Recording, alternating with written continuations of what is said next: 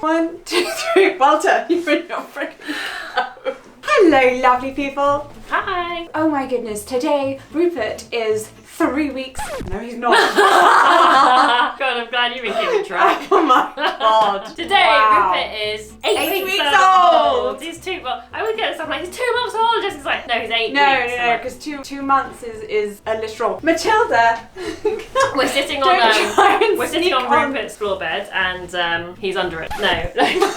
We're sitting on Rupert's floor bed, and the dogs desperately want to get on it all the time, and they can't. Rupert is currently under his Mamari mobile. Yes, he's under his mobile Right over next to us. So you might hear him like Hi, darling. chirp away. We've had to open a window so that the wind blows the Minari and that keeps him entertained. Otherwise he just shouts until we push it. Hi, darling. The wonderful thing about this mobile is that it keeps him entertained for a very long time. Yeah, he was under it for about 40, like an hour yesterday. The longest. And I was like, I'm going to have to take her her away from it. I'm going to get overstimulated by the black and white card. I Bless you. Okay, so. Thank you so much to all of you who've sent so many amazing well wishes and wanted to know so much about Rupert and how he's been doing in the 8 weeks that I have been semi-off. Well, I have been off. I've been on my maternity leave. Yeah, which it's been really nice. has been just really lovely getting to spend so much time with the two of you. I think he's getting bored of me now. It's been like not even it's been like 5 days I've of you been- being back at work. Jessica used to do all the nappy changes pretty much. And not because I don't want to, just so that her way of connecting and being with him. And now I do them. He's like, where's my mama? You're like, not as fun. I apparently don't do the routine the right way. I don't sign the right way. I don't enunciate like nappy change in the right way. And he's like, oh. So one of the questions that actually came up a lot, because I asked for questions about what you guys would like to know about the first 8 weeks of Rupert's life over on our Instagram at Jessie and Claud, which you can go follow. There's a link down in the description. Oh, sorry, you're just staring at me. Can you tell bits of Rupert's personality already? And we definitely can. One of the things is that he loves routine. My goodness. Yes. That child is absolutely obsessed I think with things following a pattern. I think all babies and children Yes. and humans generally like routine, really. I mean, I think you're just saying I like as routine. a person. I like to know what's going to happen. We both, as people, are very much into routines. Yes, I'm a little bit like militant about mine. Like mine is like, to Jessica it's like a routine, mine's like a strict schedule. Like Yes. it come 9 a.m. I'm like, we should be in the car on the way to the park now. Alright, well, scratch that. Rupert decided it's time for a nap. Peppy Lola asks, how does it feel to be the non-birthing mother in the equation? What feelings accompany this role to you? And also, I'm absolutely smitten every time I see a picture of you two as mothers. To start with, it was definitely quite difficult, I think. Mainly because you two were in hospital together, away from me, and due to COVID, visiting restrictions were really, really tight. She was only allowed in for like, which was quite decent. It had been extended. She was allowed with me for 6 hours, whereas me and Rupert were like literally stuck in a cubicle for like he came out of me and we were like just like together like. I don't know why, I found it like, I was like, so he has to come to the loo with me? And then they were like, yes, take your baby to the toilet with you. And I was like, oh. And then I realised, this is my life now. Look, he's currently stuck on me. You cannot put baby down. Baby is part of your life forever. So anyway, when the loo thing was a very big deal to her. I don't know why, I just thought, oh. And then I was like, oh yeah, my independence has gone. Oh no, I guess it's still independent. It's just You're independent. my privacy. Anyway. So the point was, so I would come to the hospital and she was all like, oh, he likes this. Oh, he likes that. He doesn't like when you do this. And That I was made me like, sound really horrible. I didn't say it like that. No, of course you didn't. But it was just because I hadn't had that chance to spend time with him and get to know him. And you found like the And first that really sucked and it was hard. Yeah, and you found the first week kind of difficult with the whole like breastfeeding because obviously like she can't breastfeed, so she just have to like pass him back to me, and I think that's quite. Even now, you still find it quite upsetting if he's having a bit of a meltdown, and then you just can't calm him, and then you pass him to me, and then he like has some milk, and he's like, okay, I'm happy now. It's difficult to explain because it sounds almost like it's a jealousy thing, but it isn't. It's not necessarily about her or about her being able to give something to him. It's just about me not being able to give him what he wants and what he needs. I'm like, my child, I can't provide what you're asking for. I think once we move past the breastfeeding stage, like once he's no longer breastfeeding, then there's like literally zero difference between who's the gestational mother. Oh my gosh, yeah. When he's like 5. Yeah. Who cares who makes a sandwich? I mean, to be fair, he will. You make really good sandwiches. McCallan asks, how's things going regarding establishing a routine? Oh yeah. We started a routine as such, like what, a couple of weeks ago, week 6? It's basically just a very it's like a feeding routine which helps with sleeping. Like you learn so much. It's like Jessica was like, why did they not teach you this stuff? And I was like, because it's too much information. You need to know it when you need to know it. God's sake, why do they teach you what useless school child things? is going to listen and care? From Jessica's writing notes. So, they teach you nothing useful in school. They don't teach you how to do your taxes. This is not They about don't teach you how school. So his routine is, he wakes up at about, the books say 7, but we've worked out he likes getting up at 8, which I'm quite happy with. I mean, you don't need to whole run through his day. Yes, we have a schedule and a routine, and it's working well. I mean, we're quite flexible around it. Like right now, he's not meant to be having a nap on me, but that's just how it is. Yeah. He's more of it's not like a set time thing necessarily. It's more of a moving from thing to thing to thing to thing. Yeah, we always do a morning walk, and the other day when we thought we wouldn't have time to do one, I know it was raining. He did get a little bit. I mean, I'm loving it because I love a routine. I can just blame him. I can just be like, he needs to go out. He needs to do this. Also, I'm excited for the future. Now that I've got a baby, I said this to you tonight. I said it's great because now when we go to social events, I can be like, oh look, it's 6 p.m. Gotta go. It's his nap time. What? She's delighted. She's like, yes, freedom from social engagement. Well, I used to hope that I could use you as my excuse and be like, Jessica's very tired and needs to go home now. Jessica needs her medication, but you just go, shh, I'm enjoying myself, and just keep chatting, and I'm like, oh. Yeah, look at her. She married a disabled woman thinking it was her excuse. But no, unfortunately, she found an extroverted one. I wasn't out hunting for you. Due to the C-section, what are some tasks Claude couldn't do that Jessie had to take over? Did Jessie struggle with those tasks due to her health? Ho ho! Well, apparently ho, Jessica ho, says ho. that some tasks are just my hobbies, and it's a bit unfair for me to basically make her do my hobbies.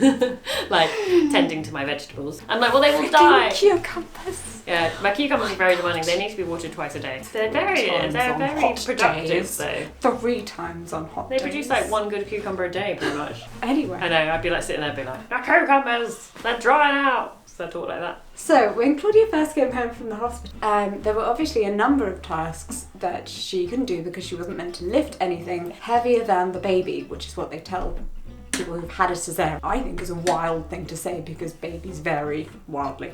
Oh my goodness, I'm not a lifter. Well, what did I really mean you not. lift that was heavier than 7 pounds? You didn't go out with a car seat for that first couple of weeks. I mean, to be fair, yeah, okay, fine. It wasn't immediately after hospital. For the first 6 weeks, I'm unable to lift the car seat. And she still does it now because I'm like, well, you can just keep doing that. Okay. And your biceps have got bigger. Yes. And I think she likes it. She's like, get out of my way. So yeah, I was in a lot of pain for the first 3 weeks due to the extra physical tasks that I was doing around the house. I can say that's my experience. Jessica doesn't do much of the housekeeping Handiwork. jobs or any DIY jobs. The Hoovering. You didn't do any hoovering. gardening. You still didn't do any. The gardening. Watering. You could do. Well, anyway, that's your answer. She found it difficult. She was in pain for 3 weeks. We were both in pain. Is there anything you've been told you had to buy or had to have that you either haven't used or has been deemed a complete failure / waste of money? So I'm going to make a video that's all about things that we realised you have to have and things we realised that really we thought would be great and were actually really, really useless. And one of the things is definitely a bouncer, because everyone told us you have to have that baby born bouncer that you put the baby in. They'll absolutely love it. You'll be able to get on with your tasks. Most of my friends and family have one and it works well, but he hates it.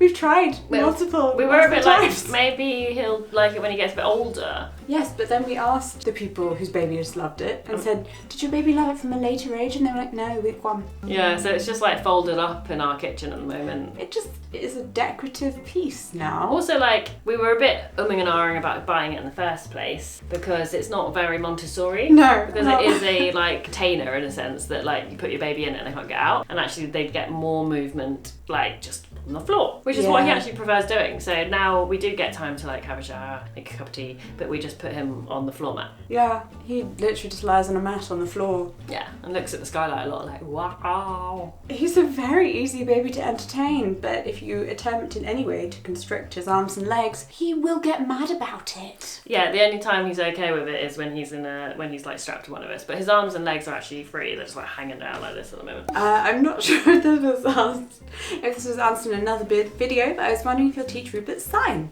So we do use sign. We have started it already. We're trying to keep it as like the second language in our home. I have therefore upped my signing as well. Yes, she has. Jessica bought like baby sign, like early year signs, which is actually a really helpful book to just follow. It's probably actually more useful than like level 1 BSL classes I went to in that book. There's like more in it, and this one's designed for children. Both signed to him when he has his nappy change. We do like nappy, nappy, nappy change. We run through a whole load of different signs with him. I tend to sign with him quite often, so we'll do sort of a lot of sign songs. We'll just kind of like play together and sign. And the two of us now sign, sort of make sure that we're signing in front of him so that he sees us doing it. Also, what's really useful is when he is having his like concentration work time on the floor, like he was just now, which we were rudely interrupting him by talking. When he's on the floor and doing that, like sometimes we find if we're talking, it does distract him. So we've then, like in the kitchen, we'll sign to each other about what we're having for dinner and so on. Like, and I've got these cards, which are basically like got sign and words, and then the finger spelling of it. And I go through those with him. Like basically, I go through them, and then but I just whilst he's like just lying there, I'm like Nana. But in terms of a sign name, which for those who don't know is basically a sign that you use instead of having to finger spell out a person's name, I want to give him a sign name when he's a bit older and we know a bit more about him as a person. Yeah, his personality a bit more. What has been the most unexpected thing so far? I would say the most unexpected thing for me has been that there's nothing I dislike. I don't think that was unexpected. I think you knew you would like everything. Oh really? Yeah. I don't know. Because my mum asked me like, so what have you found that you dislike so far about motherhood? And I was like, Nothing. I don't know. I think we were quite mentally and emotionally prepared. Have you had any difficulty explaining to ignorant people that you're both the mothers? No, I don't. We haven't really come across it yet because we haven't gone out. Anywhere. Yeah. What we have had. COVID, and we've just had a baby. What we have had is Jessica gets told she looks amazing for having a 6-week-old baby because she'll be like pushing a buggy around the park, or you know they'll they be like, assume I'm the mother That's because what I look like this. That's what I'm saying, yeah. Or they'll be like, where did you have your baby? And Jessica's just like, oh, so-and-so hospital. But like she doesn't say, oh, well, my wife had it. There's no point like correcting them. This is normally if I'm not around or I am. The ones in the park, you're always there. Well, yeah, that's true. I don't know who they think I am. They often do this thing where they kind of look at my waist and kind of comment something about the age of my child, and then I'm kind of a bit like, this is weird now. People do that to me. They're like, how are you doing? And I stare at my light waist. Before Rupert was born, I remember you talking about the transition of bringing him home and introducing him to the dogs. Could you talk more about how that went and anything you did to help your pets get used to him? We kind of knew when we were told that it's ideally don't be holding your baby when the dogs meet them. So we possessive thing. So while Claudia was still in hospital, I brought home her nightie and a little onesie of Rupert's that had his smell on it, so that the dogs could get a good sniff of it and both be like, oh, Claudia still exists. But then it came with Rupert's little like onesie that had some like pee on it, that, you know, because there had been a bit of accident. And Jessica said like they licked the pee. That's the only time ever that they've ever like shown any interest in like licking his like pee or like him or anything like that. I think it's because they were just trying to like identify him. What? Why are you just No. Just have dogs like communicate. They sniff each other's I know, bums. darling. And then when we actually came home, our friends had kindly taken the dogs out for a walk so that they were out of the house before we came back. And then we came in, we put Rupert in the Moses basket on the floor, so he's like still kind of contained but like on the floor. And then the dogs came in, and obviously as predicted they like rushed in to see me because they were like, Mommy, we miss you, you've been gone so long. And then when they calmed down a bit, then we were like, look, what's over there? Also basically did one sniff and was like, baby, whatever. And that is all he's ever. That's the only thing he's ever done. Like He was like, oh yeah, my life's ruined now. I'm off. no.